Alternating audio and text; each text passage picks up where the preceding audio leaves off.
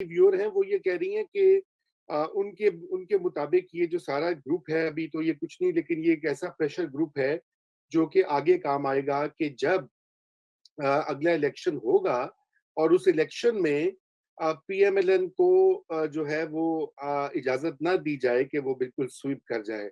ये भी जाहिर बात है, लोग तरह तरह की तज्जिए और और थेरीज निकालते हैं। अहमद वलीद, आपको आपको क्या लगता है, इसमें कुछ है हकीकत?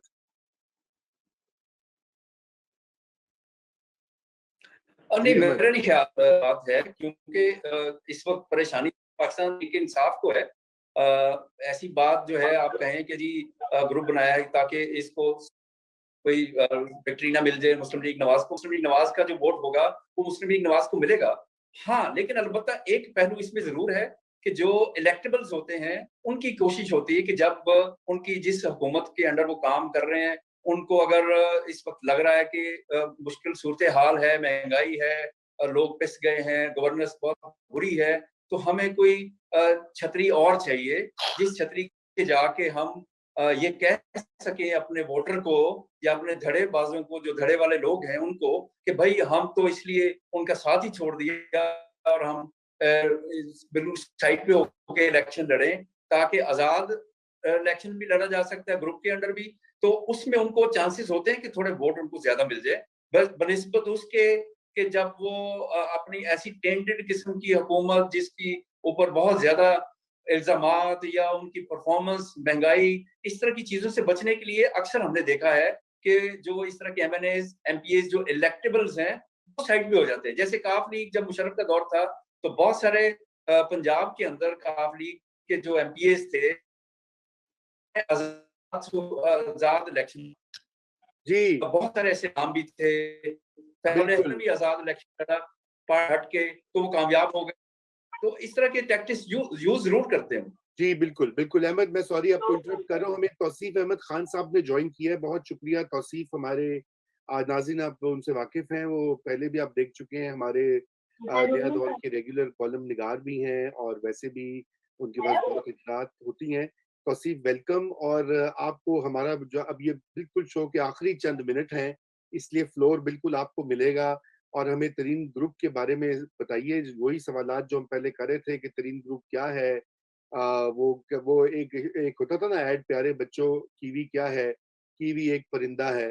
तो मैं आपसे यही पूछूँगा कि प्यारे तौसीफ, ये बताइए कि ये जेकेटी ग्रुप क्या है और ये परिंदा कहाँ पे उड़ के कितनी परवाज़ करेगा? जी। और ये खास तौर पे बताएं कि ये अब जो अचानक दोबारा अपने आप को रीलॉन्च किया है और रीब्रांड किया है, इसके पीछे आपके नजर में क्या है?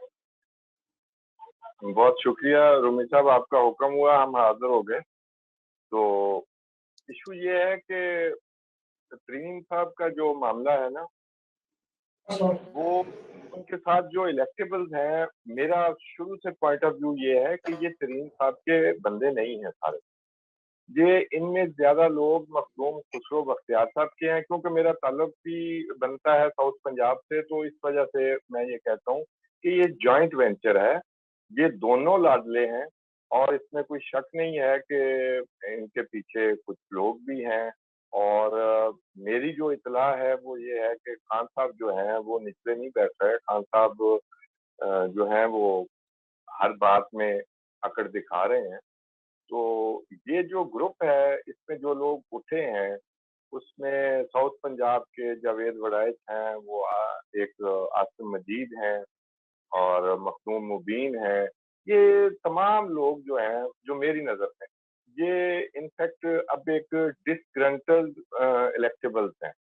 अब इनको नज़र ये आ रहा है कि ये आखिर में अब बाद में अगर इलेक्शन होंगे तो उनका फ्यूचर क्या होगा। तो उनको फ्यूचर, वो जहाँ उन्होंने गिला करना होता है वहाँ वो गिला करते हैं कि हमारे तो पल्ले ही कुछ नहीं छोड़ा। तो उन्होंने फिर ये नया एक ग्रुप बना के दिया तरीन साहब को कि तरीन साहब इसको हेड करेंगे। अब पहले मामला ये था कि तरीन साहब जो है, उनको लगा कि उनका मामला हल हो गया है, उनको तसल्ली भी दी गई। लेकिन शायद जो लगता था कि तरीन साहब के साथ मामला सेट करने के बाद जो नीचे एमपीए लेवल के लोग हैं और एमएनए जो हैं, उनको उनकी कॉन्स्टिट्यूएंसी में फिर तंग करना शुरू किया गया। उससे ये मसला खराब हुआ। फिर ये जो सऊदी अरब का दौरा है, इसके बाद जो खान साहब ने दोबारा से कश्मीर पे एक स्टैंड लेने की कोशिश की, उससे एक मैसेज गया कि खान साहब जो हैं, जो खारजा अमूर हैं, उस पे वो एक पेज पे नहीं है। जहाँ जो मुज़ाकरात चल रहे हैं, आखिर कुछ लोगों ने गारंटी मांगी होगी, जो यूएई उसके बीच में बैठा है, सऊदी अरब बैठा है, तो उसके बाद मेरा ख्याल है कि ये सारी उसके हिसाब से गेम चलनी है। शहबाज शरीफ साहब बाहर जाना चाहते हैं, वो भी ज़ाहिर है कभी वो मनाना चाहते हैं किसी को, कभी वो मान जाएं तो तरीन साहब तैयार हैं।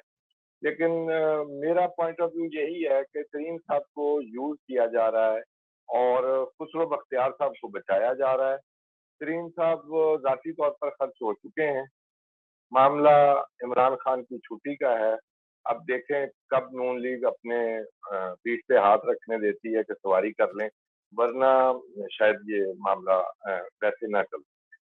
जी बिल्कुल, ये आपने बड़ी अहम बात कही। और हमारे अयाज गुरु साहब, एक हमारे व्यूअर हैं, वो कह रहे हैं कि आफ्टर प्रोजेक्ट इमरान फेलियर क्या इस्टेब्लिशमेंट दोबारा टू पार्टी सिस्टम पर जाएगी, पीपीपी और पीएमएल? पीपीपी मेरे नहीं ख्याल से, क्योंकि अब पीटीआई एक हकीकत है।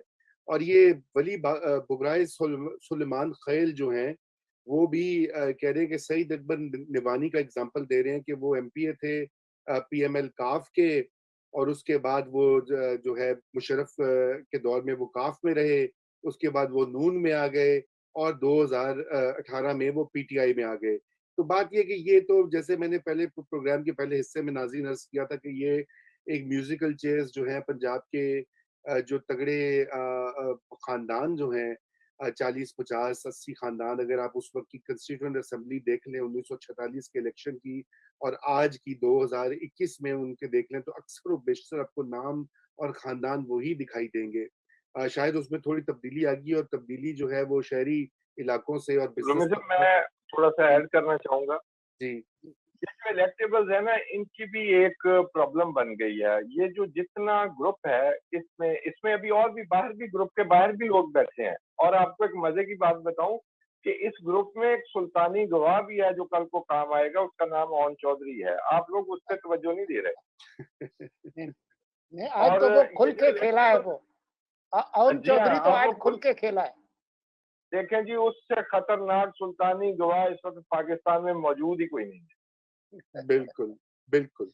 और ये जो इलेक्टेबल्स है ना, इनका प्रॉब्लम ये हो गया है, एटलीस्ट पंजाब में।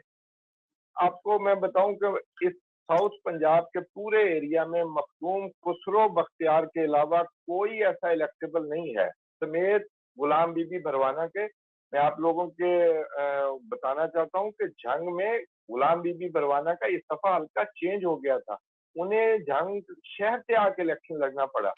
अब इन लोगों की मजबूरी है कि ये पॉपुलर वोट अब हर कॉन्स्टिट्यूएंसी में नून का, पीटीआई का भी ये मौजूद है। इसके बगैर जहांगीर तरीन भी सीट नहीं निकाल सकते। अगर जहांगीर तरीन लोधरा से खड़े हों और शहर से ना जीते तो वो 35-40 हजार के उम्मीदवार है। मखदूम अहमद महमूद और मखदूम खुसरो बख्तियार दो लोग हैं जो इस इलाके में से सीटें अपने जोरे बाजू पे निकाल सकते हैं। इसके अलावा ये सारे लोगों को किसी न किसी पॉपुलर वोट की जरूरत है, नहीं तो ये सारे रह जाएंगे। और एक और मामला है कि हर हलके में ये एक घर नहीं होता जी इलेक्टेबल्स का, ये 2 से 3 होते हैं। अब ये भी किस्मत की बात है कि आहिस्ता आहिस्ता सफर करते हुए अब हर पार्टी के पास चॉइस होती है कि वो अगर एक घोड़ा नहीं रहा, दूसरा इलेक्टेबल ले लें, दूसरा नहीं तो चले तीसरा ले लें। तो ये 2 से 3 घर हर जगह मौजूद होते हैं। ये मैंने अर्ज करना था। बहुत शुक्रिया तौसीफ। रजा, जो जहांगीर तरीन जो इस वक्त हरकत में है, वो इस ग्रुप की ताकत को और चीजों के अलावा वो इन्फ्लुएंस करना चाहते हैं।